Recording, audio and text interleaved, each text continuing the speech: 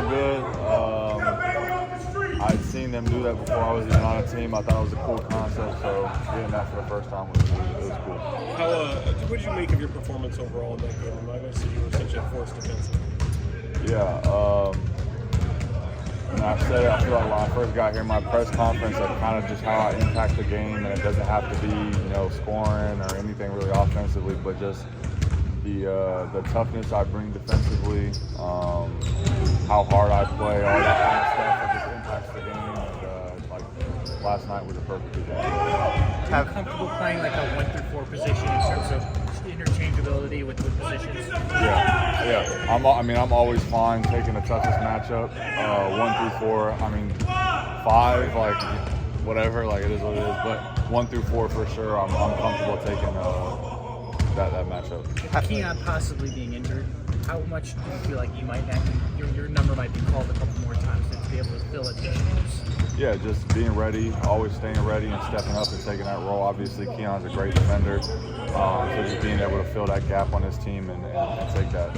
With having these handful of days of practice, kind of really get to look at what their offense, defense, everything they're running, what stood out to you? For us? Yeah. Like our offense and stuff? Yeah, just kind of what you're learning and still have to figure out. Yeah, I think I'm kind of just getting adjusted to everything pretty well. We're just going through our plays offensively. I'm kind of getting used to it now, and then defensively, just going out there and playing hard is really all you can do at the end of the day, and then learning some of the defensive schemes that this team does. What does a win like last night just do for this team, especially heading into the final 25 games of the season? Yeah, it was a win that I think we were supposed to have, especially after the Golden State game, and gives us momentum going into this road trip that we're playing some tough teams, so it gives us good momentum to go in there and take care of business. Now, when you look at the remainder of the season, do you take the games? I know Mike used to take the games 5 games at a time. Look what you have to do. So you guys thinking, okay, Utah in the next few, or how do you guys prepare as you look down this final stretch? To be honest, I don't really know how they take it. I know for me personally, it's 1 game at a time.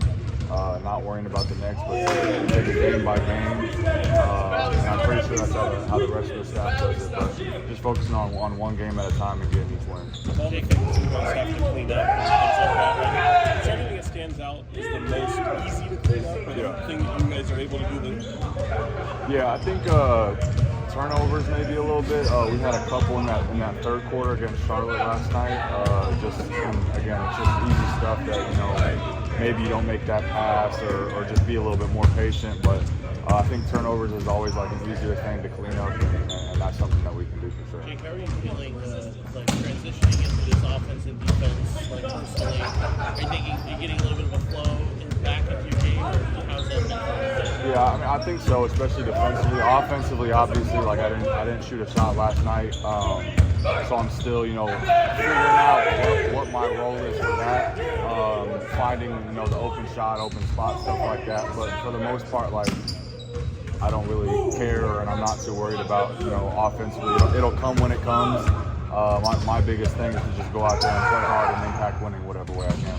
You guys have only just been together for a few weeks since you were acquired here, but what would you say that the chemistry level is with everybody and how everyone's just kind of gelling together?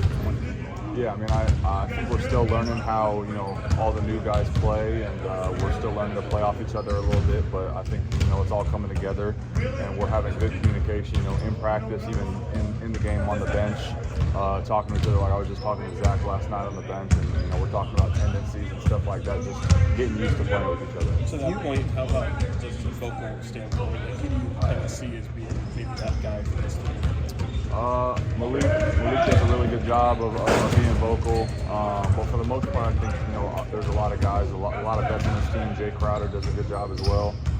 Just keeping everyone's heads on straight and making sure all is right. Coming from